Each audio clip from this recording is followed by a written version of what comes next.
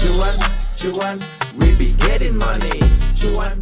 Oke guys, sebelum kita lanjut ke videonya, saya share info bahwa grup STS akan open lagi STS rekomendasi dan diskusi di bulan Juli 2026 guys. Nah, ini grupnya udah ada kebetulan. Di sini adalah STS Rekom, di sini ada STS Diskusi. Nah, untuk diskusi teman-teman bisa chatting-chatting di sini, tanya jawab ya. Boleh bertanya, boleh nge-share apapun di sini tentang berita saham. Terus yang rekomnya hanya kita yang bisa ngetik ya di sini untuk ngasih rekom ke teman-teman semua. Nah, coba kita intip STS rekomendasi yang masih jalan saat ini yaitu STS Juni. Nah, hari ini kita dapat profit di FPNI, teman-teman, lumayan 11%, di SSA lumayan, Raja juga tadi cuan lumayan ya, teman-teman. Nah, ini adalah rekom biasanya, teman-teman, rekom menunya. Scalping UDT BSJP. Nah, untuk swingnya ada. Kita masukin ke tabel khusus seperti ini. Jadi kalau misalnya teman-teman semua itu kerja nggak bisa mantau, ambillah menu swing. Kayak gitu ya. Nanti udah disediain di sini. Untuk rule-nya akan ditulis nanti di grup ini. Jadi langsung cat aja guys kalau pengen join atau lihat video di atas untuk detailnya tentunya. Kita lanjut ke videonya. Oke guys ya, kali ini kita bahas IPO baru. Nih IPO di bulan Juli ada 2 ya. Dan kemungkinan ada 1 lagi teman-teman. Ada 3 sih kata Bursa Efek kayak gitu. Cuman perkiraan saya itu salah ya. Ternyata PRDL, kirain sih saya kemarin apa ya, apotek itu ya. Ternyata ya mungkin nanti guys yang apotek itu. Ternyata Prodia untuk yang healthcare-nya teman-teman. Nah, ini adalah IPO Prodia Diagnostic Line atau kodenya PRDL. Nah, ini teman-teman mungkin familiar ya sama Prodia. Nah, Prodia itu udah ada teman-teman ya di Bursa Efek itu Prada. Nah, ini adalah induknya dari PRDL. Kalau ini bergerak di bidang rumah sakit atau klinik kayak gitu. Nah, kalau yang PRDL ini itu jual alat-alatnya guys, alat-alat buat diagnosis. Ya kayak gitulah pokoknya. Nanti kita bahas di detailnya.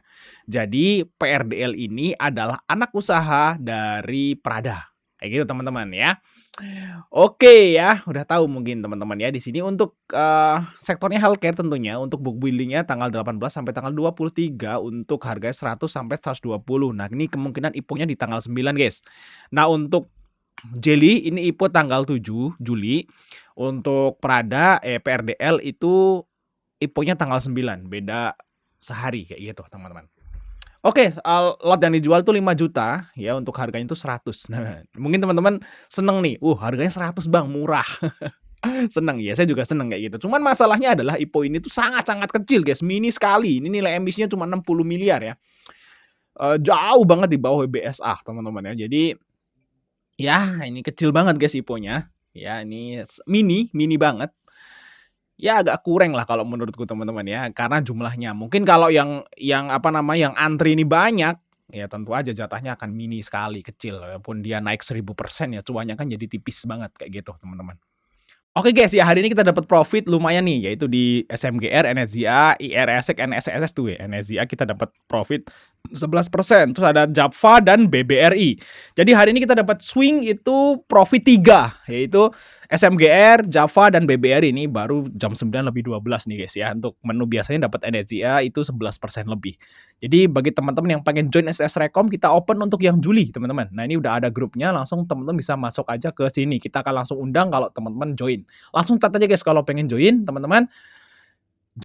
Bukan berarti enggak banget tuh jelek gitu IPO-nya, enggak, tapi jatahnya yang enggak banget nantinya teman-teman. Jatahnya itu pasti sedikit sekali.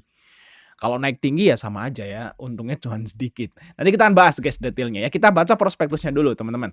Nah di sini untuk PRDL itu penjamin emisinya tuh Sukor juga, sama kayak Jelly. Nah ini Sukor nih sepertinya lagi pengen ini guys ya, cari nama teman-teman ya. Salah satu sekuritas ya untuk mengenalkan ke para retail atau ke para investor ya dari IPO teman-teman. Nah kalau IPO itu tinggi banget, wah siapa sih ini UE-nya? Wah UE-nya Sukor, kodenya AZ. Coba sekuritasnya gitu loh maksudnya guys.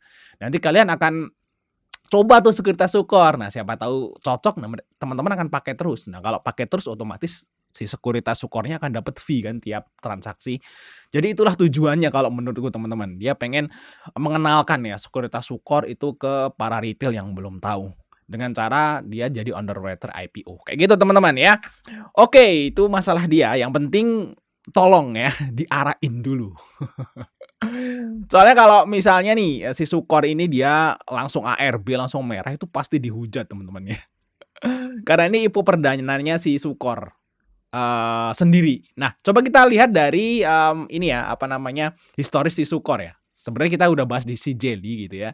Nah, kita bahas lagi di sini teman-teman. Nah, kalau kita lihat di sini, Sukor itu dia belum pernah ngipoin sendiri, teman-teman. Yang pertama yaitu nanti besok Jelly dulu di tanggal 7 Juli ya.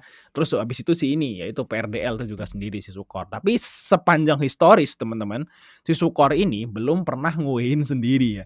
Nah, yang paling banyak tuh ini, teman-teman, yaitu Dharma ADCP Mora ini yang menguasai ya, yang megang kendali. Kalau yang lain kayak NSS sampai ke Supa, itu dia cuma nebeng. Nah, coba kita lihat Dharma lah yang 92% ya. Kita lihat Dharma.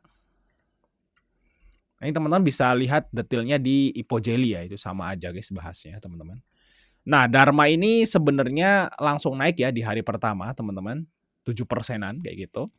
Nah, terus dia turun dikit baru dia naik kayak gitu. Jadi oke, tapi di hari pertamanya kurang ya untuk si Sukor ini di Dharma. Nah, lanjut si ADCP guys. Nah, ADCP itu sama guys. DCP sama nih, naik dulu teman-teman. Saya ikut nih, sahamnya naik. Kalau nggak salah tuh naik dia sampai 30% sih kalau nggak salah nih naiknya teman-teman. 30-an persen naik terus dia turun.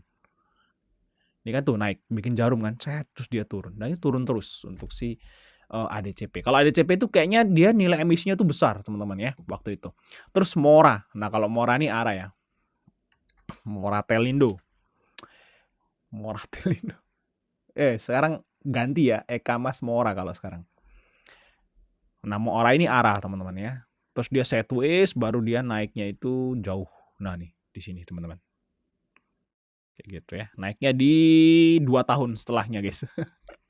Kayak gitu ya. Ipo Hunter udah nggak ada pasti di sini. Oke, seperti itu ya untuk si untuk si underwriter AZ. Kalau menurutku underwriter AZ ini adalah penentuan nih guys, penentuan. Karena sebelumnya tuh dia cuma nebeng gitu, walaupun arah berkali-kali kayak Awan, Ram gitu, Ratu kan arah berkali-kali ya, Supa gitu. Cuman dia cuma nebeng guys. Nah, ini pembuktian nih si AZ nih, apakah dia underwriter bagus atau jelek gitu ya. Nah, di kedua IPO ini yaitu Jelly dan PRDL. Kita tunggu aja guys gimana. Kalau saya sih sekarang nilainya 7 teman-teman per 10. Nah, kalau misalnya nanti si PRDL ini bisa ngarahin nih saham Jelly dan Prada.